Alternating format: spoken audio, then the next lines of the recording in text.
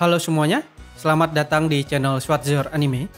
Di video kali ini, kita bakal ngebahas ending dari salah satu seri yang di-request oleh subscriber di channel ini, yaitu Ryugajo Nanana no Maizokin atau Harta Karun Terpendam Nanana.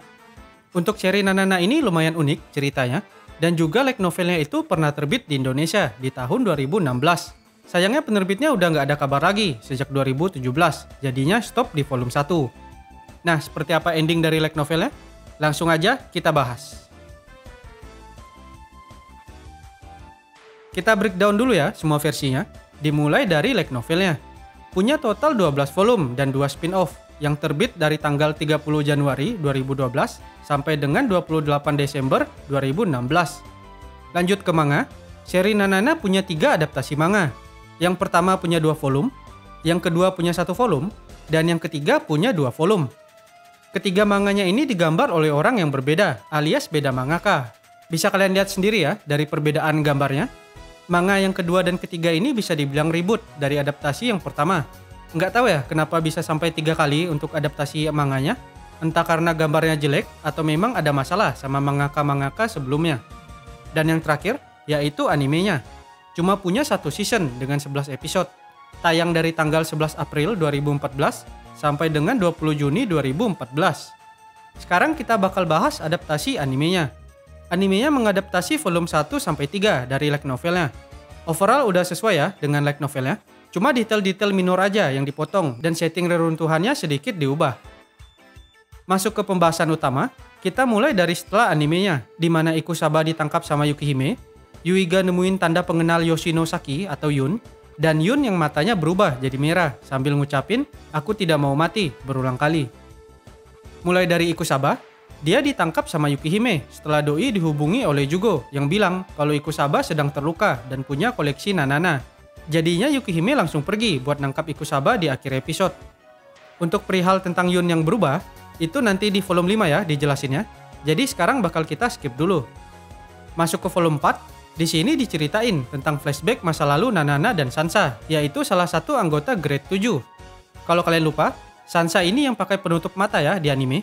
Doi juga sempat muncul di episode 1 bareng Nanana dan Shiki pas lagi di reruntuhan. Saat dulu berpetualang, Nanana punya senjata pedang. Nanana dan Sansa pergi ke kasino di negara asing buat ngumpulin dana ngebangun Pulau Nanae. Di sini mereka menang banyak, terus pergi ke gua misterius dan nyelamatin seekor rubah putih yang menjaga harta karun di gua itu. Rubah ini nantinya bakal punya peran besar di akhir cerita. Selain flashback, ada juga cerita sampingan di mana Nanana, Jugo, dan Tensai bertanding demi sebuah koleksi Nanana yang mana dimenangkan oleh Nanana sendiri. Volume 4 pun selesai. Masuk ke volume 5, di sini plot ceritanya mulai jalan dan misteri-misteri pun mulai terkuak. Kita mulai dari Pulau Nanae yang ngadain festival Tanabata atau festival bintang, di mana orang-orang nulis harapan mereka, terus digantung di pohon bambu. Ini salah satu event gede di Pulau Nanae, karena festival Tanabata sendiri diadain setiap tanggal 7 Juli di Jepang, yang mana adalah hari ulang tahun dari pemimpin tertinggi Grade 7, yaitu Nanana. Buat yang belum tahu, jadi nama Nanana dalam bahasa Jepang itu artinya 777. Inilah alasan kenapa banyak istilah 7 di serinya. Mulai dari gembok harta karun yang bermotif 777, para pendiri pulau yaitu Grade 7, nama Pulau Nanae yang artinya 7 lapisan, dan lain-lain. Balik lagi, jadi setiap festival Tanabata, Pulau Nanae ngadain lotre atau undian buat semua penghuninya. Kalau menang, anggota Grade 7 bakal ngabulin satu keinginan apapun.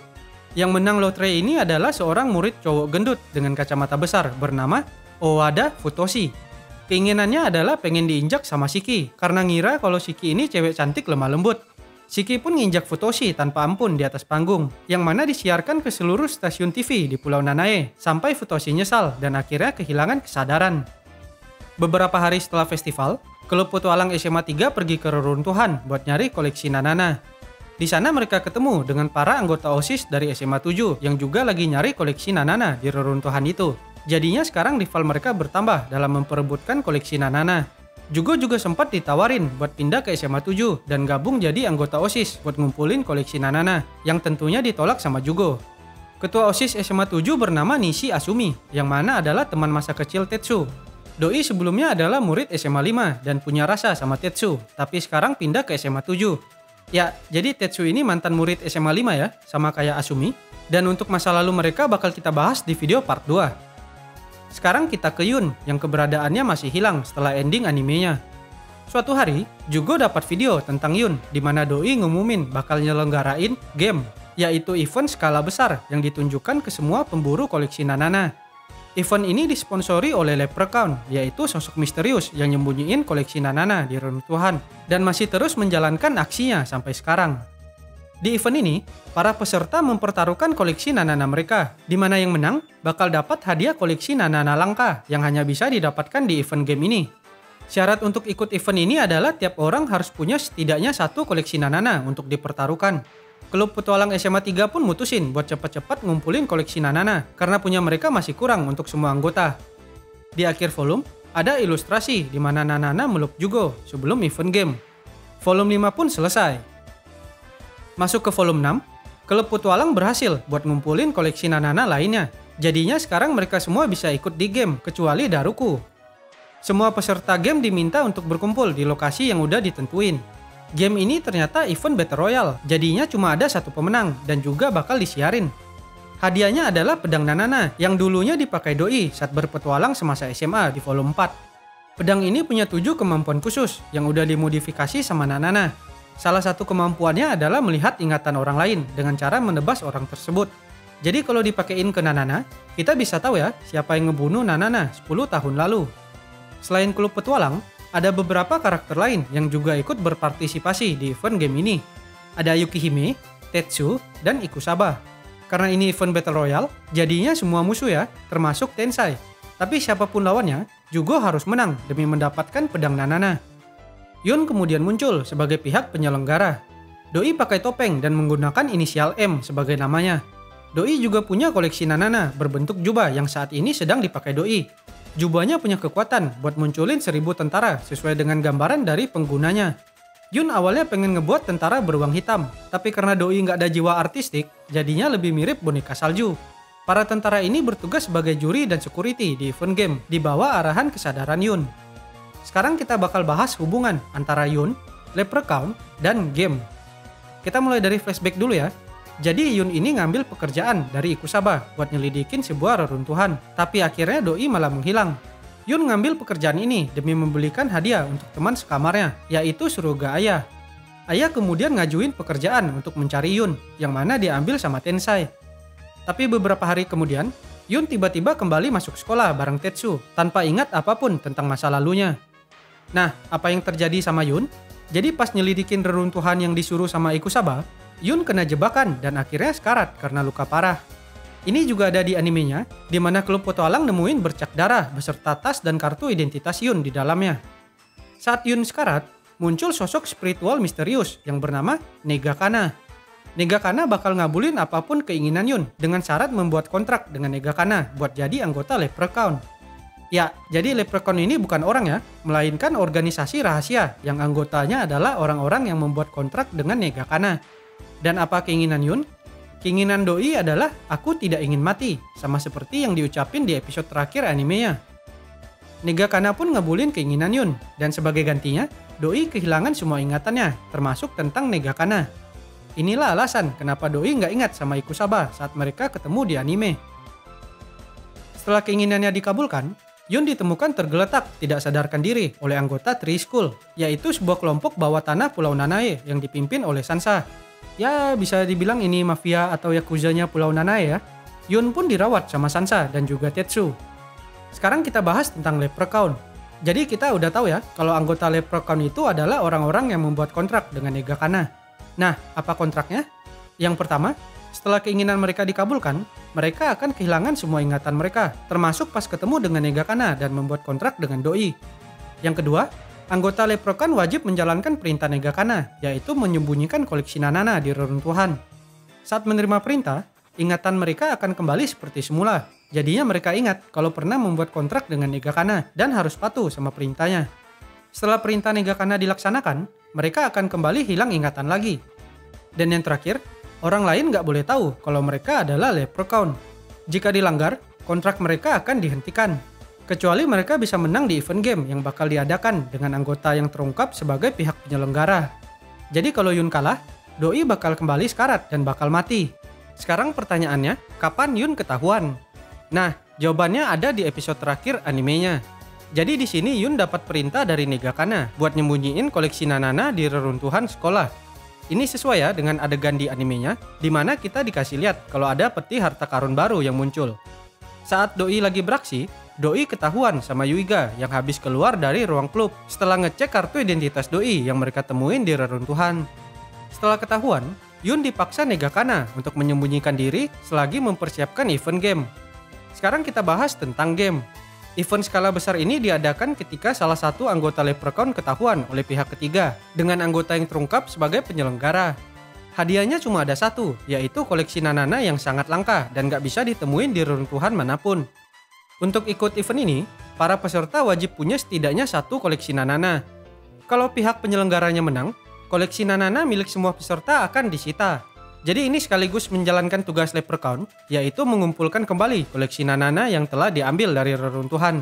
Format eventnya adalah Battle Royale sebanyak 3 tahap, di mana sebagian peserta akan tersingkir di tiap tahapnya. Volume 6 pun selesai. Masuk ke volume 7, untuk volume ini ada yang beda, yaitu nggak ada ilustrasi sama sekali, karena ada masalah dengan kesehatan ilustratornya. Ilustratornya cuma sempat gambar covernya aja sama ilustrasi berwarna. Tapi tenang, ilustrasi untuk volume 7 dipindahin ke volume 8. Jadi bakal kita masukin di volume 7 ini ya. Lanjut, di game sekarang hanya tersisa 9 peserta. Dengan tahap kedua adalah pertandingan otak berpasangan 2-3 orang. Semua peserta diwajibkan untuk cosplay. Ini bisa kalian lihat sendiri ya untuk ilustrasinya. Peserta yang tersisa ada Jugo, Yun, Tensai, Yukihime, Tetsu, Ikusaba, Ageha, Haruto, dan satu peserta lainnya. Untuk Ageha dan Haruto bakal kita skip dulu ya, karena mereka fokusnya di volume 8 ke atas. Lanjut, Jugo berpasangan dengan Tetsu dan Ageha. Mereka mainnya permainan Sugoroku, yaitu permainan papan Jepang berbasis dadu. Saat tim Jugo hampir kalah, Tetsu minta bantuan Sansa dengan cara bertukar tubuh menggunakan sebuah koleksi Nanana. Jadinya sekarang Sansa berada di tubuh Tetsu dan berhasil membalikkan keadaan untuk tim Jugo. Sekarang kita bahas bentar tentang Sansa. Doi dulunya salah satu anggota dari Grade 7, tapi dikeluarkan sejak 5 tahun yang lalu karena Ikkaku Shunju, administrator Pulau Nanae saat ini, ngerasa kalau Sansa pengen ngambil alih kekuasaan Pulau Nanae. Jadinya Doi diusir sama anggota Grade 7 lainnya dan bikin organisasi bawah tanah Doi sendiri, yaitu Tree School yang bermarkas di distrik buangan Tsukuyomi. Doi punya 3 koleksi Nanana. Yang pertama, ada penutup mata yang bisa mencuri penglihatan dari orang lain di sekitarnya dalam radius 500 meter. Efek sampingnya, Doi kehilangan penglihatan biasa di mata kirinya. Yang kedua, ada panah penunjuk jalan ke apapun yang diminta oleh penggunanya. Jadi kalau Sansa pengen tahu lokasi seseorang atau koleksi Nanana, panahnya bakal nunjuk ke arah orang atau koleksi Nanana tersebut.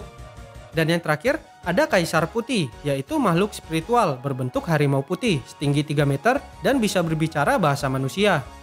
Balik ke masa sekarang, Nanana dan Daruku ternyata nonton siaran event game ini.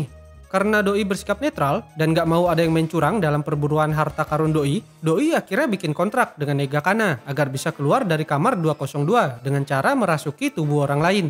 Doi pun merasuki Yun dan dengan cepat memojokkan Sansa di permainan Sugoroku. Ini mirip kejadian di volume 4 ya, di mana dulu mereka pernah menang bareng di kasino luar negeri.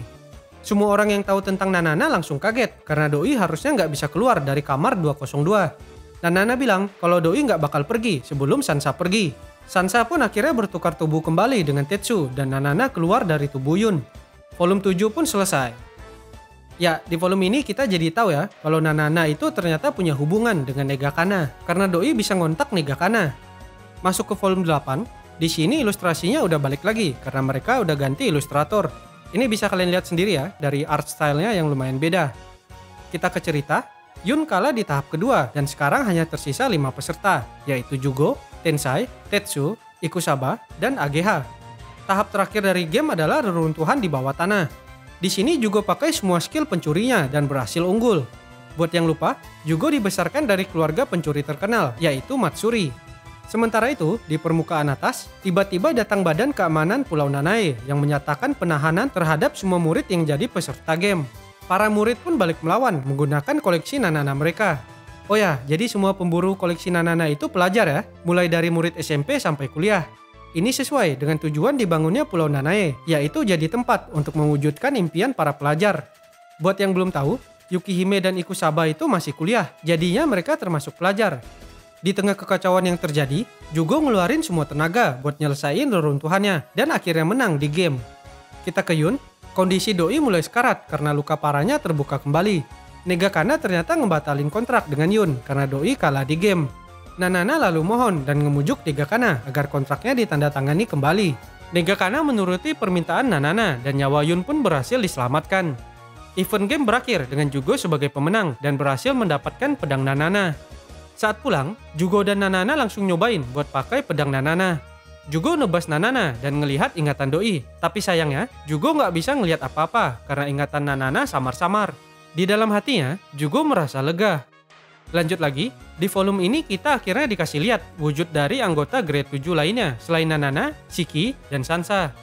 Yang pertama, ada Ikkaku Shunjo yang saat ini menjabat sebagai administrator Pulau Nanae. Dia mengumpulkan koleksi Nanana dengan cara membelinya.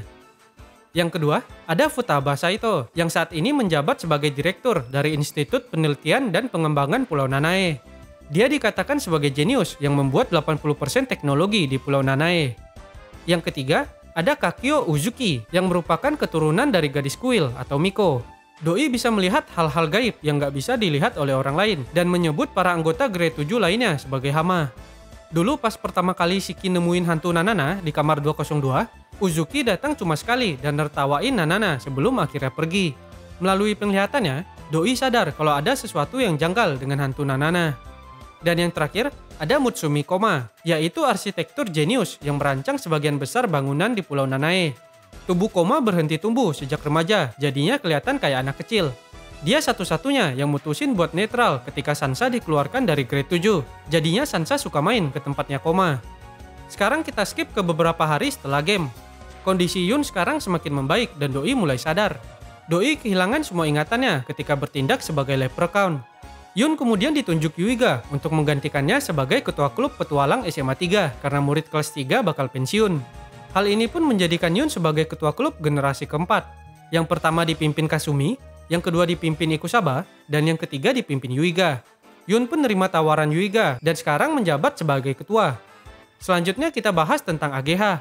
Nama lengkap Doi adalah Kacho AGH yang berasal dari keluarga kaya raya dan punya pengaruh politik di Jepang. Kelompok Matsuri sering nyuri dari keluarga AGH, yang mana dulu dilakuin sama ayah dan kakeknya Jugo. AGH punya tipe karakter Ojo-sama atau Tuan Putri. Bahkan saat di event game kemarin, Doi manggil Jugo dan Tetsu sebagai pelayannya ketika mereka setim. AGH ini murid kelas 3 di SMA 1, yang mana adalah SMA paling bergengsi di Pulau Nanae. Dan ternyata, Tensai itu mantan murid SMA 1 sebelum akhirnya pindah ke SMA 3 ngikutin Jugo di awal anime. Karena AGH dan Tensai beda tahun, jadinya mereka baru kenal sekarang. Balik ke cerita utama, semester pertama pun selesai. Jugo berencana buat balik ke kampung halamannya selama liburan. Nah, di akhir volume, ada ilustrasi di mana Jugo ngomong ke Nanana sambil nangis. Jugo minta maaf karena harus ninggalin Nanana sendirian. Tapi yang sebenarnya, Jugo nangis karena takut buat nemuin siapa pembunuh Nanana dan gak mau jika Doi menghilang. Jugo mulai bimbang dengan alasannya ngelakuin semua ini. Apakah benar demi Nanana atau jangan-jangan demi dirinya sendiri? Dan volume 8 pun selesai. Ya, sekian dulu ya untuk video part 1 spoiler ending Nanana di channel ini. Dan untuk lanjutan video part 2-nya, kalau udah rilis bakal kita taruh di pojok kanan atas seperti biasa. Makasih buat yang udah mampir, sampai jumpa lagi di video part 2.